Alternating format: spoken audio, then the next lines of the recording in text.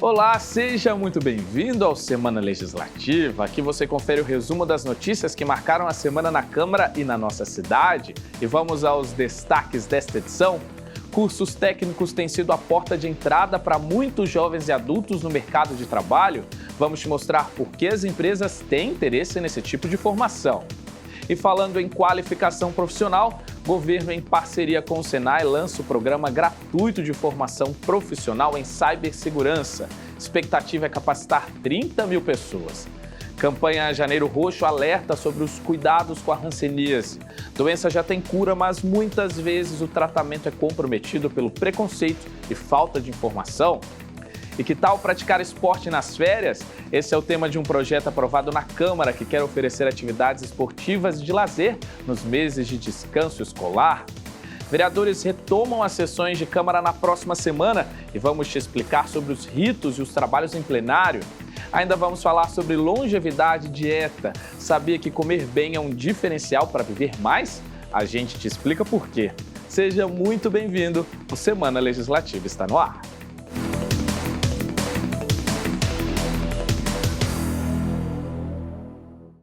E vamos começar falando do programa Hackers do Bem? Pois é, esse é um projeto do governo federal em parceria com o Senai que oferece graduação gratuita na área de cibersegurança. A expectativa é formar cerca de 30 mil profissionais. Fica a dica para quem tem interesse nesse ramo, que tem ganhado muito espaço no mercado, viu? O Diógenes é um hacker, mas calma, é por uma boa causa. Ele trabalha na área de cibersegurança, buscando falhas digitais que podem ocasionar vazamentos de informações ou dados. Já são 5 anos de atuação. Chegou um momento da carreira que eu olhei para o mercado, olhei para o futuro, fiz análise de qualidade de vida e estava apontando, era um pouco antes da pandemia, né, o conceito de cibersegurança mais forte aqui no Brasil. E aí eu procurei algumas escolas, alguns conteúdos aqui no Brasil ainda, que eu pudesse me aprofundar nesse tema de cibersegurança. E daí então, os últimos 5 anos, eu fiz essa transferência de tecnologia da informação mais em infraestrutura para a parte mais operacional, pensando em cibersegurança. O profissional de cibersegurança é o responsável por proteger informações no ambiente virtual. Ele garante, por exemplo, que dados bancários não sejam vazados ou perdidos. E com a migração para o digital cada vez mais forte, esse especialista tem sido muito requisitado. A pandemia obrigou os países a criarem um isolamento social. Então, veja que cenário interessante. Além do funcionário ter que trabalhar home office, muitas empresas trabalhavam só no meio físico, tinham loja física. Quando surge o isolamento social, as empresas tiveram que se reinventar. Como eles fizeram isso? Saíram do físico, foram para o digital. Então nós temos aí 2 cenários já. Um deles é a necessidade de cuidar dos dados, mais aumento das empresas que estão online e o terceiro fator é aumento dos ataques. E para atender a crescente demanda por profissionais da área, o governo federal lançou, em parceria com o Senai, o programa Hackers do Bem. São formações e cursos gratuitos à distância para estudantes de ensino técnico, médio e superior. Não precisa de familiaridade com o tema nem ter conhecimento prévio. Todos os inscritos irão receber certificado e a expectativa é capacitar cerca de 30 mil pessoas. O programa Hackers do Bem ele é direcionado principalmente para o público jovem que está ali saindo do seu ensino médio, que terminou um curso técnico, ou que está iniciando a sua primeira graduação, ou até mesmo para dar informação que está bem aquecida no mercado de trabalho. Então, a ideia é que pegue todo esse público, que dê essa introdução para que a pessoa consiga entrar nessa área, né, de segurança da informação. Se ficou interessado, as inscrições ainda estão valendo e é possível se inscrever mesmo após o início das aulas. O conteúdo é gravado e fica livre para assistir a partir do cronograma. Para se tornar aluno, é só acessar o site do programa, clicar no link em destaque na página inicial e fazer o cadastro. São 5 trilhas de conhecimento com conteúdos que vão do básico ao avançado. Tem até mentoria com profissionais em cibersegurança. Um bom aprendizado. Então, o programa ele tem vários níveis. né, que ele inicia com a gente falando de um nível de nivelamento, ou seja, você não precisa ter nenhum pré-requisito para entrar no programa. Então, desde a pessoa que já tem uma noção da parte de informática, ou que já está trabalhando na área, abrange também, só que também ela abrange a pessoa que não sabe zero. Né? A ideia é que realmente a gente vai pegar desde a parte de aprender o que é um computador, aprender o básico e ir gradualmente avançando para as áreas na área de segurança da informação. Porque entendendo a parte básica do funcionamento, ele vai também começar a entender quais são os gaps, quais são as falhas de configuração, aquilo que precisa ser melhorado na defesa ou oportunidades de ataque também, né? Então, focar no básico e aí sim, sempre procurar uma escola, quero estudar, quero aprofundar no tema, procurar um conteúdo bom, né? E uma escola que tem uma boa qualidade, que ensino já comprovado, isso vai ajudar bastante no desenvolvimento. E sabe por que a formação em cibersegurança é importante? Porque o Brasil lidera o ranking da América Latina em ataques virtuais. Só no ano passado foram mais de 20 bilhões. Esse número preocupa e acende um alerta sobre como proteger os nossos dados. Aqui em São José tem até projetos que querem levar o assunto da segurança digital para a sala de aula. Pode ser uma mensagem via SMS que alerta sobre uma compra, ou um e-mail com uma intimação para comparecer ao fórum. Estratégias para chamar a atenção de usuários que, distraídos, clicam em links, fornecem dados e assim os tornam vítimas das chamadas fraudes eletrônicas. O pai da Rafaela procurava emprego e caiu em um golpe depois de deixar as informações pessoais em um site. E aí ele recebeu primeiro uma ligação, depois uma mensagem no WhatsApp, dizendo que eles gostaram do currículo, gostaram do perfil do meu pai, mas que para ele ter a vaga precisaria fazer um curso e para ter o acesso desse curso tinha que fazer um depósito num valor X. E o meu pai, na inocência e no entusiasmo de estar sem a vaga, né, conseguido essa vaga, ele foi feito o depósito, entrou em contato com a pessoa, enviou o comprovante e a pessoa nunca mais apareceu. Isso foi numa sexta-feira. Ele, não, acho que na segunda-feira ele dá retorno. E eu, por curiosidade, falei, qual que é o nome da empresa? Entrei no site da empresa e tinha uma tag enorme no site dizendo, não fazemos contato via WhatsApp. Ela também não escapou. Fez uma compra depois de ver um anúncio em uma rede social. O produto nunca chegou. Cliquei pela rede social, já me direcionou para o site. E tinha vários objetos de compra ali no site. Eu fui, olhei, comprei, fiz a compra, fiz o pagamento pelo Pix. E aí recebi um e-mail que o pagamento tinha sido computado, mas eu nunca recebi o código de rastreio deles. E mesmo entrando em contato com eles, entrei em contato com o banco para tentar estornar o Pix, não consegui. Tentei contato com eles, também não consegui. Eu só fiquei sabendo mesmo que várias pessoas tinham levado o mesmo golpe quando eu entrei no Reclame Aqui e vi a empresa X, site X, não tá mandando o código de rastreio, é fraude. Relatos assim refletem estatísticas alarmantes. O Brasil é o país da América Latina que mais sofre ataques virtuais. De acordo com um relatório divulgado por uma empresa global de segurança cibernética, somente no primeiro semestre de 2023, foram 23 bilhões de tentativas de ataques. Segundo o Anuário do Fórum Brasileiro de Segurança Pública, os crimes digitais ultrapassaram os 200 mil em 2022, alta de 65,2% na comparação com o ano anterior. Diante dessa realidade, um novo tipo de crime foi incluído no Código Penal: a fraude eletrônica ou estelionato digital. Há mais de 10 anos atrás foi criada a Lei Carolina Dickmann, que era uma lei que criminalizava a invasão de sistemas informáticos. Agora, recentemente, em 2021, houve uma outra reforma no Código Penal e aumentou as penas dos crimes de furto e de estelionato se cometidos pela internet. Então, assim, existe uma preocupação dos legisladores em reprimir a prática criminosa, existe uma preocupação do Estado em reprimir e prevenir esses crimes. Essas mudanças na legislação são, claro, muito importantes para coibir esse tipo de crime. Mas especialistas não têm dúvidas de que é preciso também investir em inteligência e infraestrutura para que a polícia possa punir e encontrar quem comete essas fraudes eletrônicas, mas também evitar que o crime aconteça. Eu acredito que o investimento em inteligência policial para esse tipo de prevenção e repressão seria primordial. Um treinamento de policiais que possam e saibam investigar no mundo virtual e, claro, esse recurso, esse aparato de uma perícia também preparada para fazer esse tipo de levantamento e produção de prova. Educar os usuários para usar as ferramentas de forma segura é outra medida essencial. Em São José dos Campos, a Câmara Municipal aprovou lei para instituir nas escolas do município a campanha de segurança digital. O objetivo é conscientizar sobre os cuidados necessários ao usar programas e equipamentos eletrônicos.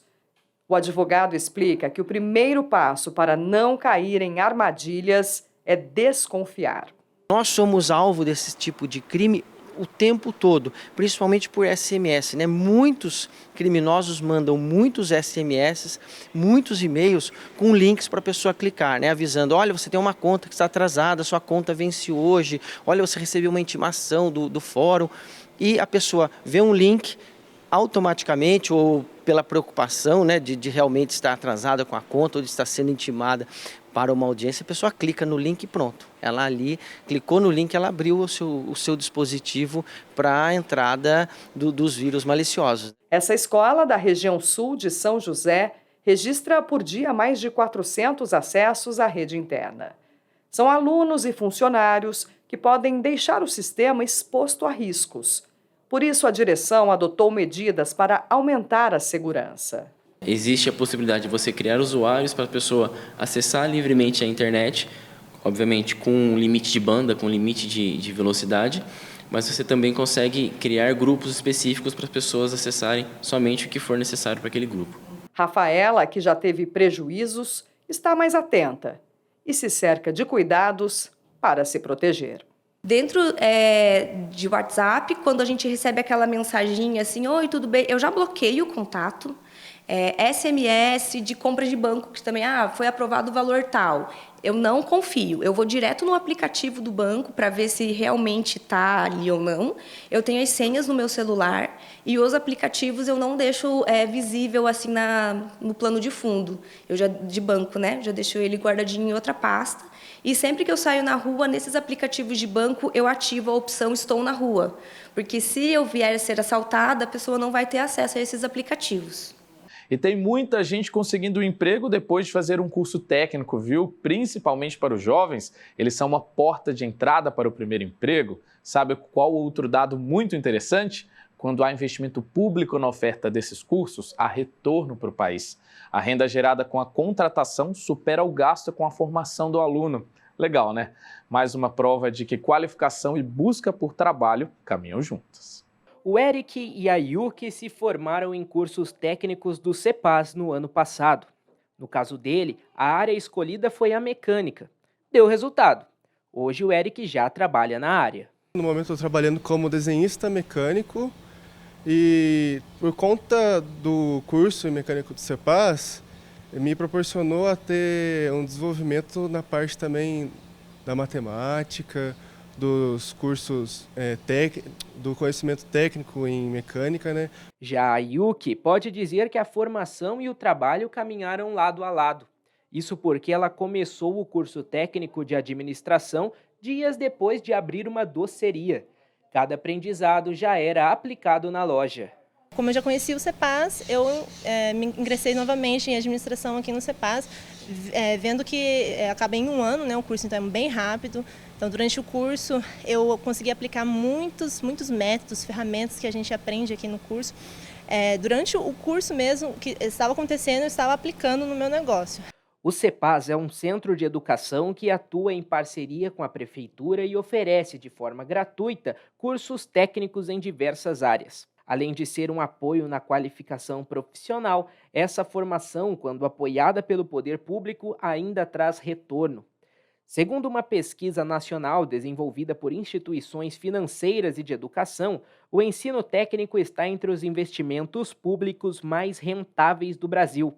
A renda gerada para o aluno após a contratação é 3 vezes maior do que o custo da formação técnica. Ela tem uma empregabilidade muito rápida, bem como a gente consegue ver e monitorar aqui, né, os meninos em curso.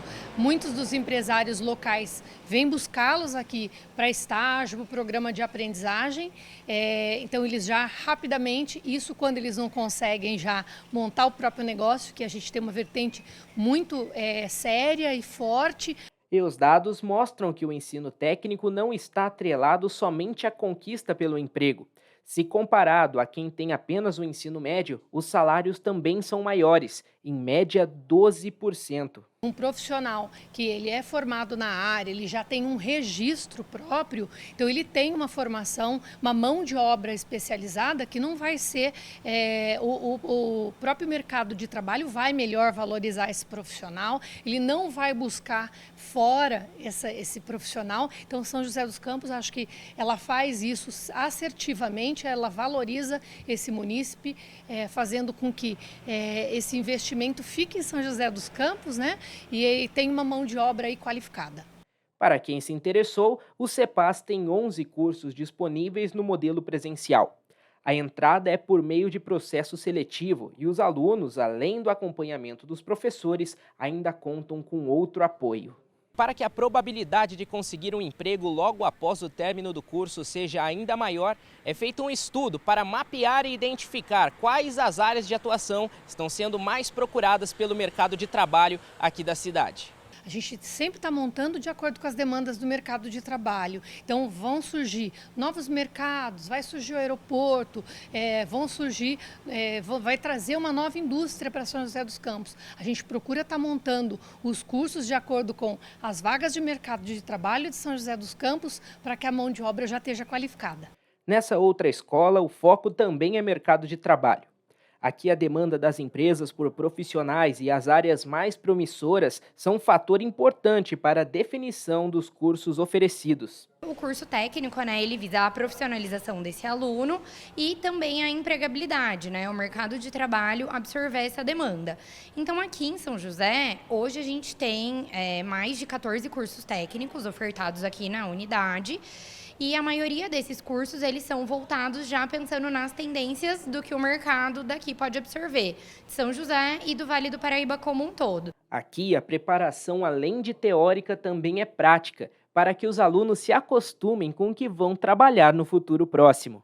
Hoje, né, mais de 70% dos alunos de curso técnico são absorvidos em menos de 12 meses aí pelo mercado, né? Então são efetivados mesmo na empresa.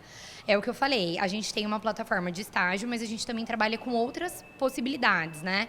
E acaba sendo aí uma primeira entrada desse aluno no mercado de trabalho, um primeiro ingresso e um contato mesmo. Quem já passou pelo ensino técnico não se arrepende e ainda garante.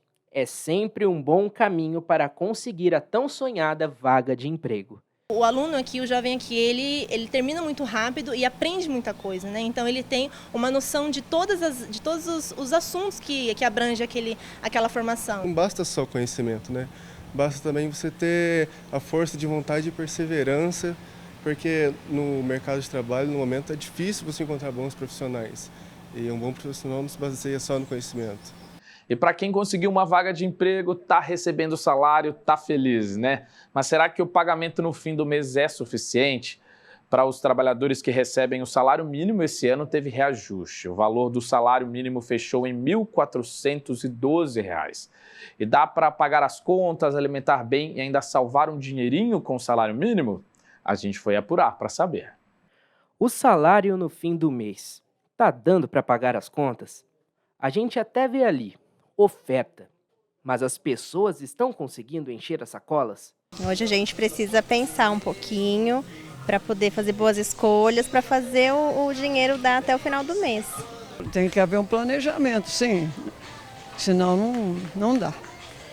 E se você recebesse o salário mínimo? É muito pouco para poder manter o básico, assim. para conseguir manter o básico, o mínimo, do mínimo com o salário mínimo, as pessoas acabam passando algumas dificuldades. Ainda mais os valores, por exemplo, o aluguel subiu bastante. Então, com o salário mínimo hoje é difícil. Tem que pesquisar e comprar o básico e ir pesquisando. Senão fica difícil realmente. O salário mínimo foi criado por lei para ser a base da remuneração do país. O valor deveria ser o suficiente para suprir as necessidades básicas de quem o recebe. A boa notícia é que em fevereiro o salário mínimo vai ser reajustado, e um reajuste real, de quase 7%. Agora, a remuneração o passa para R$ 1.412, R$ 92 a mais do que o anunciado em 2023. O salário mínimo é um decurso constitucional, é aquele menor salário que poderia ser pago na economia brasileira. Isso de norte a sul, de leste a oeste. Como ele é calculado, né? Ele foi calculado originalmente em cima de uma cesta básica, que seria aquilo que é necessário para uma família se sustentar.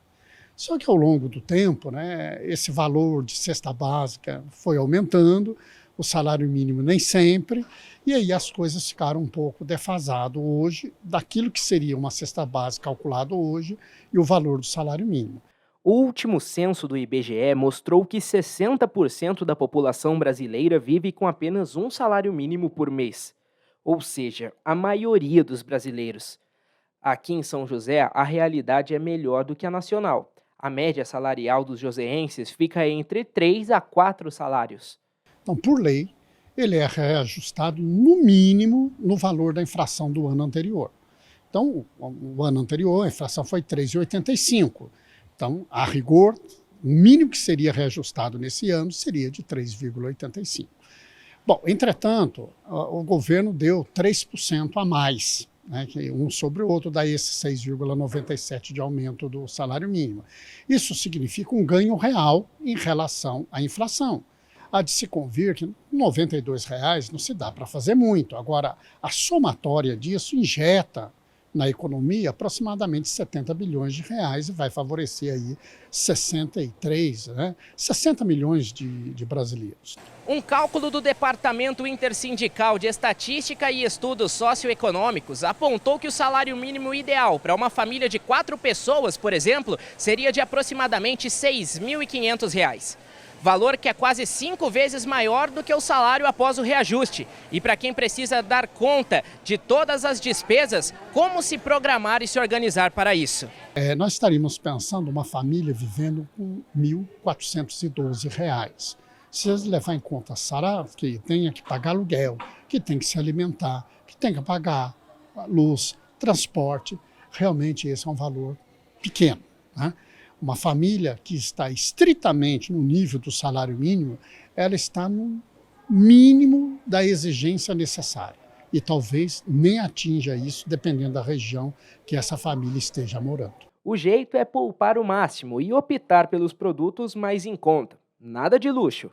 Em alguns casos, para as famílias que precisam arcar com os gastos domésticos só com o salário mínimo, também existem programas e benefícios do governo para uma renda extra.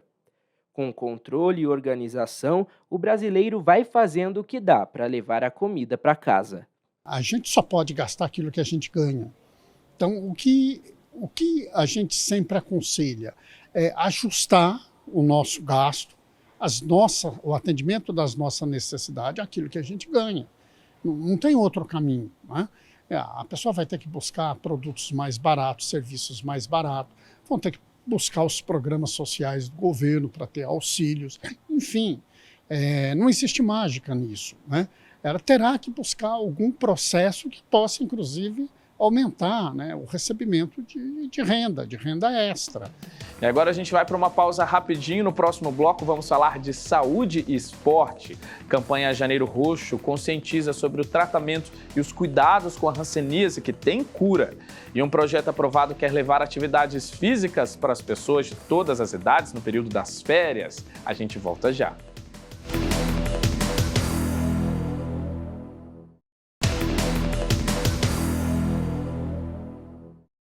E o Semana Legislativa está de volta. E nesse período de férias você tem praticado alguma atividade física? Se não, agora em São José você pode ganhar um incentivo. É que um projeto aprovado do vereador Marcão da Academia vai criar na cidade o programa Esporte nas Férias.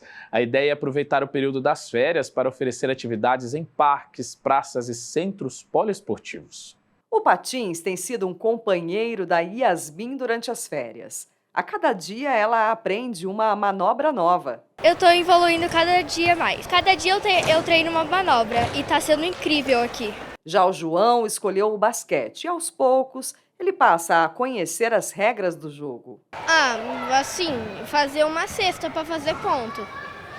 E daí também fazer assim uns pontos, defender, pegar a bola e indo até fazer ponto. A mãe faz questão de incentivar o filho e durante as férias busca alternativas para ele se exercitar. A criança em casa só quer ficar no celular, videogame, e fica ali trancadinho naquele mundinho deles. Então sair um pouquinho, esparecer a cabeça, mexer o corpo, eu acho super importante. Os benefícios da atividade física para crianças e adolescentes já são bem conhecidos e vão além do fortalecimento do corpo. Crescimento da pessoa, evitar a obesidade, força, equilíbrio, coordenação motora, que vai fazer com que essa criança possa participar de atividades diárias. Questão cognitiva, então o raciocínio lógico, a habilidade de interpretação das coisas na vida tem muito a ver com a atividade física. E o desenvolvimento emocional, e esse então eu diria que é um dos principais. Para promover espaços para a prática de atividades físicas,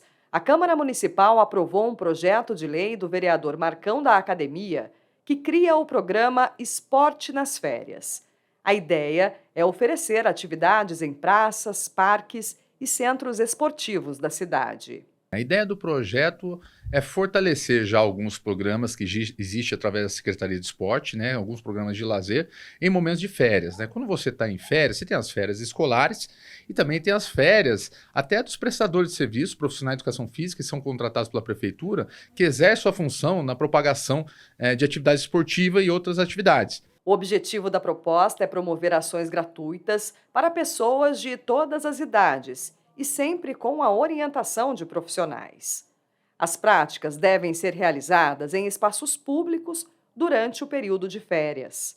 O programa prevê atividades radicais como escalada, skate e parkour e artísticas como street dance e grafite, entre outras. A prática de atividade física ela forma o cidadão, em vários setores.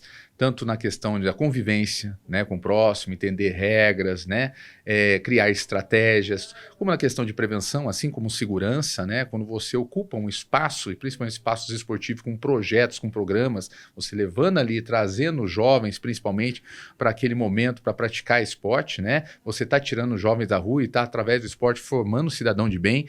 E aos idosos, pessoas com problemas de saúde que a prática esportiva ajuda muito, melhora muito. Valquíria, que é mãe do Matheus, aprova a iniciativa. Ela acredita que a medida vai garantir mais opções para incentivar o filho a cuidar da saúde. Nós hoje acordamos e falamos assim, vamos fazer alguma coisa diferente. Iniciar o início de aprender a andar de bicicleta. Ficamos aqui pela manhã toda aprendendo. Ele evoluiu bastante. E quando veio, eu me deparei aqui com essa montagem aqui, achei super interessante e estendemos a tarde aí para ele brincar e curtir as férias. E um caso de envenenamento de 5 cachorros levantou um alerta sobre a segurança dos nossos pets em casa e também nas ruas. Pessoal, é um crime, envenenar cachorros e está previsto por lei. Essa situação também levanta outra questão. Como saber se um cachorro foi envenenado e quais os cuidados para evitar e tratar um caso de envenenamento? Do dia para a noite, 5 cães que viviam nessa casa, na região leste de São José dos Campos, foram encontrados mortos. O caso chamou a atenção e a polícia agora investiga o que teria provocado a morte dos animais. A principal suspeita é de que eles tenham sido envenenados. O episódio assustou a vizinhança. Eu chorei porque é a casa que tem criança, que tem animal. E toda vez que eu estou lá na cadeira ou na rede, e a gente vê, eles estão ali brincando e com dó. Após as mortes, Irene, que tem um cãozinho, decidiu instalar câmeras de monitoramento na residência. Ela afirma que por 2 vezes retirou comida suspeita do quintal da casa onde mora. Foi dias diferentes. A linguiça jogada no quintal e eu consegui colher antes que o cachorro pegasse. A intenção minha é que eles não tenham pego e que não condicionado. E passado um período, foi uma coxa e sobrecoxa assada e jogada numa sacolinha, jogada aqui no quintal também. Envenenar um animal é crime. Além de multa, o infrator pode ser preso. A pena varia de 2 a 5 anos de prisão. Maus tratos, né, na legislação de 98, que é a legislação de maus tratos, que sofreu uma atualização agora em 2020, aumentando essa pena de maus tratos contra animais, né? Era uma pena de 3 meses a 1 ano de detenção somente. Então agora em 2020, essa pena para casos específicos, como vem ocorrendo na nossa região, né, teve esse caso do suposto envenenamento dos cães, ela traz uma pena de 3 a 5 anos de reclusão, mais multa, mais a perda da guarda do animal. Né? Neste caso específico, como ocorreu o óbito dos animais, essa lei ela traz ainda um agravante.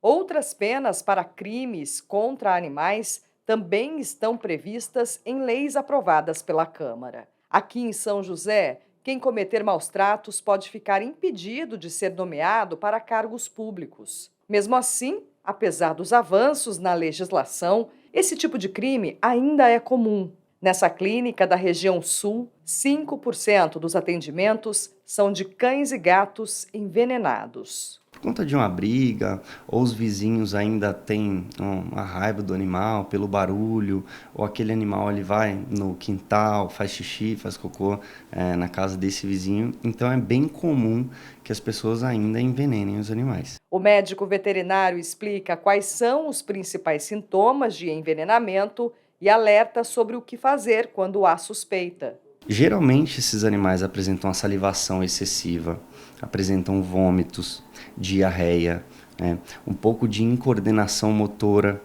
pode ter até desmaios, né? Ficar um pouco mais ofegante. Primeiro passo, não dá nenhum medicamento, leve esse animal imediatamente ao médico veterinário, porque a gente precisa buscar essas informações para identificar o que aconteceu. Será que teve uma picada de cobra? Será que teve uma alimentação? Para a gente entender o antídoto, o que a gente pode fazer para melhorar. E atenção, ainda segundo o veterinário, algumas plantas e até alimentos podem ser tóxicos para os pets. Então o envenenamento ele pode ser causado por plantas, né? Às vezes o tutor tem comigo ninguém pode, samambaia, mamona, algumas plantas que são tóxicas para esses animais, esse é um ponto. Segundo ponto, alguns pesticidas, né, que tem dentro de casa, ou esse animal ele teve contato ali, ou alguém pode ter jogado também algum fármaco, algum medicamento que pode ter ocasionado. Alimentação, então às vezes alho, cebola, pimenta também pode causar envenenamento, toda essa parte de intoxicação. Então é bem comum que a gente tenha diversos fatores. Mas o primeiro ponto esse animal apresentou essas alterações, sempre levá-los no atendimento veterinário 24 horas. E janeiro é um mês de debate e conscientização sobre a hanseníase, pauta da campanha Janeiro Roxo. Durante todo este mês são realizadas ações educativas para que as pessoas entendam a importância do tratamento. A hanseníase, no passado chamada de lepra, tem todo um estigma e preconceito, mas hoje a doença tem cura, mas é preciso garantir o acompanhamento médico. O número impressiona. Mais de 119 mil pessoas foram diagnosticadas com hanseníase nos últimos 5 anos no Brasil. O país ocupa a 2ª posição entre os que mais registram novos casos da doença. Outro dado chama atenção. Entre janeiro e novembro de 2023 foram pouco mais de 19 mil casos, 5% a mais do que o visto no mesmo período do ano anterior. Mesmo assim, nem todo mundo sabe do que se trata. A hanseníase é uma doença infecciosa crônica, mas o mais importante é que ela é curável. Essa médica dermatologista explica que para isso é preciso que ela seja diagnosticada o mais cedo possível. O principal é o paciente ter a consciência que ele pode ter alguma doença importante, procurar o posto de saúde, procurar o médico, o dermatologista, mostrar as manchas, fazer o exame das manchas. O diagnóstico é clínico, o médico, pelo exame físico, consegue detectar se sim ou se não. Tem muitas vezes que saem bolinhas pelo corpo, a gente também consegue suspeitar que seja isso. E o principal é assim que descobrir, buscar quem possa estar transmitindo. Por ser uma doença contagiosa, alguém passou para esse paciente, quem foi? Porque se a gente não buscar quem contaminou, essa pessoa vai continuar passando essa doença para tantas outras pessoas. Então, atenção aos principais sintomas: manchas claras, avermelhadas ou mais escuras, redução da sensibilidade no local associado à perda de pelos e de transpiração. Em 2016, o Ministério da Saúde oficializou o Janeiro Roxo. É uma forma de mostrar à população a importância do diagnóstico precoce da doença. A partir daí passaram a ser realizadas várias campanhas de conscientização. E claro, aqui em São José dos Campos não é diferente. O foco são as unidades básicas de saúde, onde a população tem acesso a materiais informativos. A UBS, durante o ano inteiro, está apta a atender esse paciente. Você pode ir no seu médico particular ou do SUS, se queixar a ele, ou ao técnico de enfermagem na sala de hipodermia, onde você vai verificar sua pressão, por exemplo, ou na sala de vacina, você olha, eu estou com uma mancha nas costas que está me incomodando muito. Ela não coça, ela não dói, e eu não sou nesse local, eu estou preocupado. O técnico vai estar encaminhando você para o médico e ele está apto a verificar isso. O tratamento ele vai de 6 meses até 2 anos, depende em que ponto vai estar essa doença. A gente tem em São José um centro de atendimento que é o CTP, onde o Dr. Marcelo, que é um rancenólogo, atende e ele faz todo o acompanhamento e tratamento da doença. Segundo a Secretaria de Saúde, São José teve 7 casos confirmados no ano passado, o mesmo número de 2022. Atualmente, 12 pessoas fazem o tratamento, que é totalmente gratuito. Quando você começa o tratamento da hanseníase, 72 horas depois, ou seja, 3 dias, você já não transmite mais a doença. E por ser uma doença silenciosa, ela se transforma em incapacitante, As pessoas começam a perder mobilidade de pernas e braços. E como ela afeta os nervos periféricos, principalmente, esses nervos, depois que você perde a sensibilidade desses nervos, você não retorna isso, não tem como a gente retornar isso. Mas tem como a gente bloquear essa doença, parar naquele local ali, até aquele ponto onde ela chegou, para que ela não avance mais. A Sociedade Brasileira de Dermatologia também realiza uma campanha que une cultura e inovação. Para reforçar o diagnóstico e tratamento precoces, a SBD juntou inteligências artificiais ao funk. Parceria um tanto inusitada. A campanha Enredos da Hanseníase utiliza a música como ferramenta na luta contra a doença. Essa canção pode ser um aviso. Janeiro Roxo, pega a visão. Tô desenvolto em prol da conscientização. E comece seu tratamento. Não tem por que parar no tempo. A hanseníase, assunto sério. Se antecipe, procura um médico. E as doenças relacionadas ao trabalho têm impactado cada vez mais colaboradores com afastamentos e outras questões. Por ser uma situação de saúde pública, uma nova portaria do Ministério da Saúde ampliou a lista de patologias ocasionadas pela rotina estressante do trabalho. Entre elas estão burnout, ansiedade e depressão. Há 5 anos, a Thalita teve que lidar com um quadro de depressão que surgiu com um ambiente ruim no trabalho. As cobranças por resultado e a competição entre os próprios colegas afetaram a saúde mental da analista financeira e, com isso, a vida pessoal. Num trabalho anterior, eu tinha um problema de clima organizacional muito grande, que era muito diferente dos meus valores, Depois de um tempo, eu descobri que isso acabou gerando uma depressão, A gente acha, às vezes, que a depressão é só o fato de você não querer fazer nada, mas cumprir só as suas atividades sociais também é uma depressão. Então, eu acho que abrir mão de valores muito importante para mim, para poder estar num ambiente de trabalho que é muito diferente, foi muito difícil. E o caso da Thalita não é raridade no ambiente corporativo. Por isso, o Ministério da Saúde ampliou a lista de doenças relacionadas ao trabalho e incluiu, além da depressão, o burnout e também a ansiedade. Nos últimos 15 anos, quase 3 milhões de pessoas foram atendidas pelo SUS por problemas relacionados a doenças ocupacionais, desde problemas físicos até os considerados emocionais. Para esta psicóloga organizacional, no caso dos transtornos mentais, as causas podem estar associadas ao relacionamento entre colegas de trabalho, além de cobranças e pressões. Nesses casos, o empregador deve ficar atento para identificar qualquer tipo de problema e escutar o funcionário que estiver com um psicológico abalado. Principalmente a escuta ativa. Os líderes têm que estar preparados para isso. Então, se eles chegam no ambiente, percebem que o colaborador não está bem, converse, escute. Às vezes a pessoa só quer que você escuta. E às vezes a gente também consegue encontrar soluções para resolver aquele problema. Então, não vão levar o conflito adiante, vão resolver o conflito ali naquele momento. Então, eles precisam desenvolver, principalmente a escuta ativa. E o conselho para quem enfrenta um problema psicológico é a procura por ajuda de um especialista. Terapia aliada a uma rotina ativa faz diferença. Conversa primeiro com a empresa, com a sua gestão, o que pode ser feito. Mas também, se não consegue sozinho, busca ajuda de um psicólogo, né, para poder fazer uma terapia, ou participa também de ambientes onde tem treinamento, palestra com o especialista da área. Isso vai ajudar muito a ele se conhecer e saber como evitar esse tipo de transtorno. Mas a psicoterapia é o mais importante se ele não estiver conseguindo fazer sozinho. Para tentar deixar os funcionários mais confortáveis durante o trabalho, essa empresa de educação criou um ambiente acolhedor. Além da mesa de bilhar, os colaboradores têm aulas de yoga, atividades laborais e também o incentivo à psicoterapia. Saúde mental ali unida à saúde física sempre vai ajudar para que o funcionário tenha um bem-estar, né, consiga aceitar também melhor os desafios, né, que são que a gente vai colocando aí na jornada de trabalho, né? Então, são pessoas mais eficientes, né? Pessoas que trabalham com bem-estar e estão com a cabeça boa, né? E propícia a trabalho, elas conseguem ser mais produtivas, trabalhar com inovação, trabalhar com criatividade, que também é bastante importante aqui pra gente. Incentivos que, na prática, deram certo. O Alan, funcionário há 5 anos, começou a fazer terapia justamente pelo incentivo dado pelos empregadores.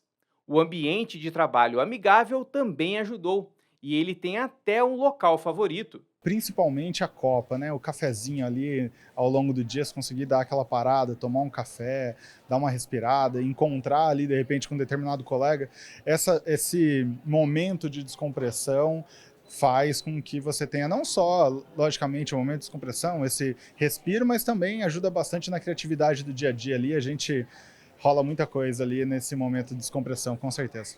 E com um ambiente corporativo inclusivo, leve e com boa comunicação, ganha a empresa e o funcionário.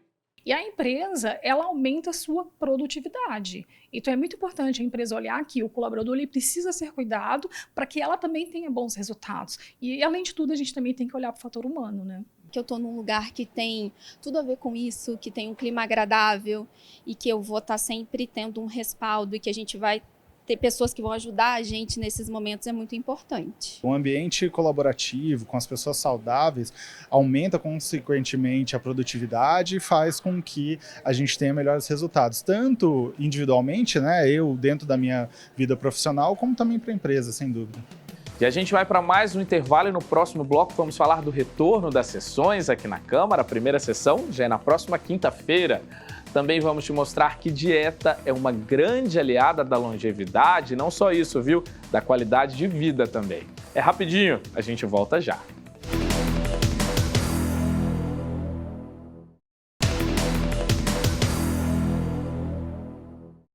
Estamos de volta com Semana Legislativa. Na próxima quinta, os vereadores se reúnem para a primeira sessão do ano. O retorno marca a retomada das atividades legislativas aqui na Câmara e vale não só para sessões, mas para as reuniões de comissões e também frentes parlamentares. E para te adiantar sobre como este trabalho é realizado, a gente preparou uma reportagem explicando um pouquinho dos ritos e das rotinas das sessões. O recesso parlamentar termina na semana que vem e marca a retomada das principais atividades do Legislativo, como, por exemplo, as sessões ordinárias e também as reuniões das comissões permanentes. Por falar em sessões ordinárias, a primeira sessão do ano será na próxima quinta-feira, dia 1º de fevereiro. Nela, os vereadores irão votar e apreciar projetos de lei, emendas, leis complementares. Esse é o principal trabalho em plenário às quintas. Mas não é só isso. Os vereadores também podem solicitar o uso da tribuna num período chamado Grande Expediente, para expor opiniões partidárias. Cada parlamentar também pode se manifestar durante a votação de qualquer projeto. E aqui na Câmara de São José, os parlamentares não se reúnem somente na quinta-feira. Toda terça também tem sessão, e em um rito diferente. Nesse caso, os parlamentares apreciam e votam uma série de documentos como requerimentos, indicações e moções. Ainda tem um período conhecido como pinga-fogo. É um período de 5 minutos cedido aos vereadores para que eles apresentem e comentem temas de interesse público que envolvem a cidade. Tudo isso ainda é transmitido ao vivo pela TV Câmara, canal 12.3, no YouTube da TV e também no site da Câmara. E ainda durante o recesso, é sempre bom lembrar que apenas as atividades legislativas sofreram uma pausa. Todos os setores administrativos da Câmara funcionam normalmente, assim como os serviços dos gabinetes e o trabalho de campo dos vereadores. E a partir de agora, para que você não perca nenhum dos debates e atividades dos vereadores, anote aí os horários das sessões da Câmara de São José. Os vereadores se reúnem todas as terças e quintas, sempre a partir das 4 horas da tarde. Não perca! E agora eu faço um convite para você. Conhece o programa Visite a Câmara? É uma visita guiada por todo o prédio do Legislativo para aproximar os alunos do mundo da política e do trabalho de um vereador. Bem legal, né? Então, que tal aproveitar a retomada do ano letivo para agendar uma visita? Você sabia que a Câmara de São José também pode ser um espaço lúdico para a aprendizagem e diversão? Isso porque aqui acontece o projeto Visite a Câmara, que transforma o Legislativo numa grande sala de aula. A iniciativa tem cativado estudantes e professores que juntos conhecem de perto o que faz um vereador. O projeto Visite a Câmara é um projeto voltado para estudantes, não só estudantes, né? Estudantes de rede pública e privada, além de ONGs. Então, a gente recebe desde crianças, adolescentes, jovens e até faculdades, tá?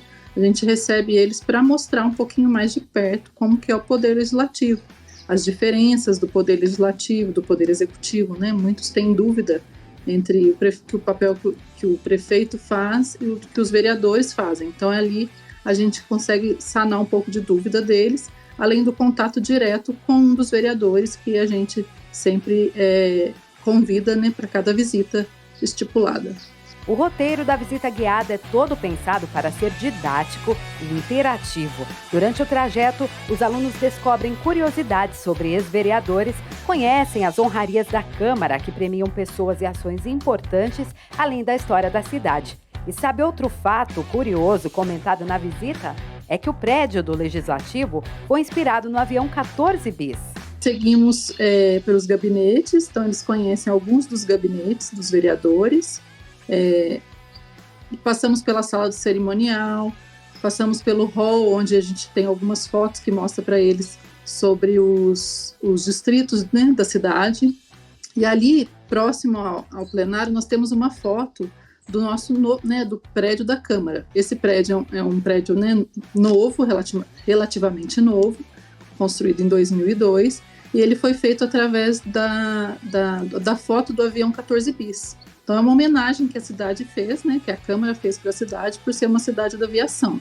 Outra parada é na sala de transmissão da TV Câmara, de onde é transmitida a nossa programação. Na sequência, nossa equipe de Libras ainda ensina algumas palavrinhas na língua brasileira de sinais.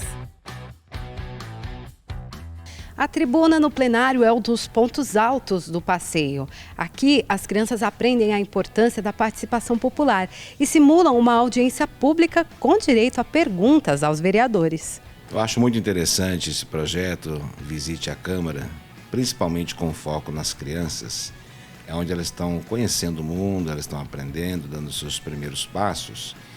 E é muito interessante porque quando se fala da Casa do Legislativo, a casa que nós fazemos os projetos de leis, a maioria, vamos colocar assim, até mesmo dos adultos, não tem conhecimento.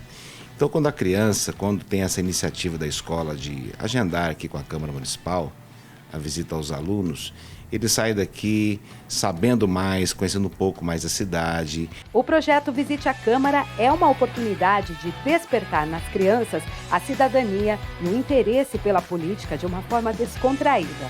Para inscrever sua escola ou grupo, é só encaminhar um e-mail para visiteacâmara@câmarasjc.sp.gov.br. O aprendizado e a diversão são garantidos.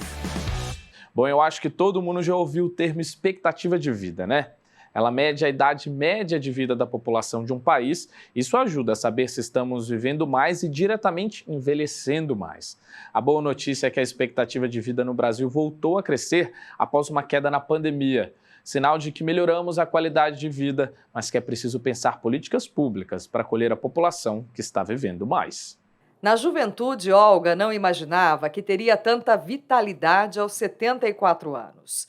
É que a mãe dela faleceu antes, aos 72 anos, e com muitos problemas de saúde, diferente da aposentada. Para manter o bem-estar, ela pratica atividade física de segunda a sexta-feira e tem independência e autonomia. Uma rotina de alegria, não é a rotina de forçada, vem porque obrigação, vem porque gosto e que a gente sente bem, né? Aqui eu faço a hidroginástica, faço ginástica de solo, faço dança para apresentar em teatro, faço alongamento, fortalecimento muscular. A nova geração de idosos é prova de que os avanços da medicina, aliados a hábitos de vida mais saudáveis, promovem longevidade. A gente poderia falar sobre a saúde física, né? Tem também o aspecto da saúde mental, mas o ponto mais importante é, de fato, a autonomia, né? A possibilidade de fazer as suas próprias escolhas, de definir, de decidir pela sua própria vida, e também a independência, que é a possibilidade de, a partir do momento que esse idoso, que essa idosa fizer a sua escolha, poder fazer sozinho, né? Desempenhar essa escolha sozinho. Então, é a autonomia e a independência. O último estudo divulgado pelo IBGE, o Instituto Brasileiro de Geografia e Estatística, mostra que a expectativa de vida do brasileiro subiu em 2022. Estamos vivendo, em média, até os 75,5 anos. Antes da pandemia de Covid-19, a expectativa de vida do brasileiro era de 76,8 anos. Mas em 2021, com a grande quantidade de mortes registradas pela doença, essa projeção caiu para 72,8 anos. Portanto, os dados de agora são positivos, já que representam uma ligeira recuperação. Esse nutrólogo afirma que está comprovado que fatores externos, aqueles que dependem do nosso comportamento, têm impactos significativos na busca pela longevidade. E se você tirar uma meta aí nesses últimos 5 anos, né, os estudos são muito bons relacionados a essa questão de expectativa de vida, justamente porque o brasileiro está se cuidando um pouco mais, está comendo um pouco melhor e está procurando ajuda, está se conscientizando que precisa ter uma saúde boa, precisa fazer exames, precisa fazer um check-up. Então, se você tiver sono, né, disposição para poder acordar, fazer atividade física, comer bem e se cuidar na relação com o médico, fazer exames, você vai com certeza ter uma qualidade de vida excelente e viver mais, né? Eunice entendeu isso aos 65 anos. Incluiu atividade física à rotina, mudou a alimentação e emagreceu 13 quilos. O que ela quer é viver mais e melhor. Nunca é tarde. Para começar, eu cuidava da minha mãe, todo mundo falava, vai na casa do idoso, vai. Ah, não. Nossa, hoje eu me arrependo de não ter vindo antes, né, aos 60. Mas hoje eu só tenho que agradecer. Garantir qualidade de vida depois dos 60 anos não depende apenas de ações individuais. O poder público também precisa criar um ambiente que favoreça o envelhecimento. Eu acho que tem 3 elementos que deveriam ser prioridades. Primeiro, a acessibilidade na cidade, né? Para que os idosos e as idosas possam exercer a independência e exercer a autonomia, nós precisamos ter uma cidade acessível do ponto de vista, né, prático, né, do ponto de vista estrutural. Um segundo elemento seria uma atenção especial a famílias que têm pessoas idosas em situação de dependência. E uma terceira questão é promover espaço de socialização. Aqui em São José, as casas do idoso são referência em ações e programas voltados para a terceira idade. E é lá que a Olga aproveita as atividades, desfrutando cada momento com sabedoria. Então, eu acho que na minha idade, eu não penso assim em coisas. Eu gosto de viver o momento, de fazer aquilo no momento que eu sou feliz. Então, eu acho que até uns 85 anos eu quero ser assim, viver desse jeito. E vou viver, tenho certeza. E sabia que uma série de cuidados ajuda a aumentar também a nossa expectativa de vida e envelhecer bem? E tem um deles que é essencial, viu? A alimentação. Pesquisas mostraram que a longevidade está atrelada a comer e se alimentar bem. E tem alguns alimentos que ajudam a prolongar a vida. E olha, não é tão difícil seguir uma dieta saudável, o que a gente te mostra na reportagem. Viver mais e com saúde. Esse é o plano dessas duas irmãs que esbanjam jovialidade. Desde a infância, elas mantêm uma rotina de hábitos que parece ser a chave para o envelhecimento saudável. Água, ar puro, luz solar, alimentação saudável, repouso, temperança, esqueci de algum? E confiança em Deus. De acordo com a ciência, elas estão no caminho certo. Pesquisas recentes com idosos centenários ao redor do mundo demonstraram a relação entre dieta e longevidade. Alguns alimentos possuem nutrientes que, além de prolongar a vida, também trazem saúde e disposição para aproveitar esses anos a mais. E o que nós precisamos comer, a natureza já nos fornece. Então a gente tem, por exemplo, as frutas, as verduras, não é? E a gente tem várias cores, olha que interessante, e vários sabores, texturas diferentes que a natureza já nos dá para a gente poder agradar todos os tipos de paladares, né? E aqui a gente fez uma compra, olha que maravilhosa essa compra, gente, para mostrar para vocês o quanto é importante a gente ter o nosso carrinho mais cheio das coisas e coloridas. Por quê? Porque, por exemplo, nas coisas mais roxas, assim, ó, como a cebola roxa, o repolho roxo, o açaí, o mirtilo, a amora, eles têm bastante de um componente super antioxidante e super anticâncer, que a gente chama de sulforafano. Olha que interessante, a natureza já colocou as coisas roxas assim, também para desinflamar o nosso corpo e para dar os nutrientes que a gente precisa. O brasileiro tem um paladar mais infantilizado, que a gente fala, gosta de doce ou salgado. Mas o amargo, gente, é super importante, porque tudo que é amargo é riquíssimo em magnésio. E o magnésio vai ajudar na saúde do coração, ele vai ajudar a gente a relaxar, vai ajudar no sono, vai ajudar inclusive no intestino e também vai ajudar no funcionamento então do nosso cérebro. Batata frita, refrigerante, congelados, embutidos, açúcar refinado. Parece que quem quer viver mais vai precisar trocar alguns itens desse carrinho, viu? Especialmente os industrializados, conhecidos como ultraprocessados. Isso porque, de acordo com o Ministério da Saúde, 57 mil casos de morte precoce estão associados ao consumo desse tipo de produto.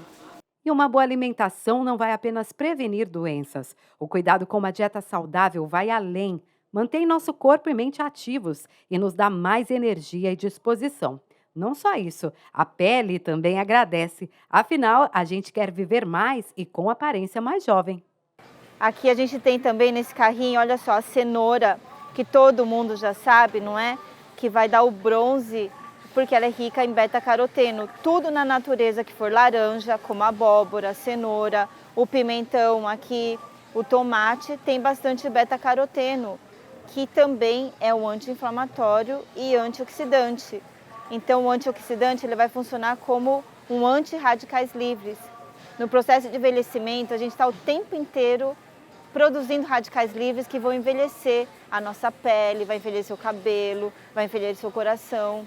E as irmãs que conhecemos na reportagem aprenderam cedo essa lição que agora compartilham com os filhos. Elas que nunca comeram carne, também não consomem gorduras ruins e evitam ao máximo os produtos industrializados. E adivinhem o que elas vão buscar quando vão ao supermercado? Hortifruti. Eu digo que o supermercado para mim é hortifruti e produto de limpeza, só isso. E é isso, Semana Legislativa fica por aqui, mas continue ligado na nossa programação. Se você quiser rever o nosso programa, é só acessar a nossa página no YouTube, o @TV Câmara SJC. Lembrando que também estamos no Instagram e no Facebook, então segue a gente, se inscreva nos nossos canais que tem o mesmo endereço, @TV Câmara SJC. Um bom fim de semana para você, até mais!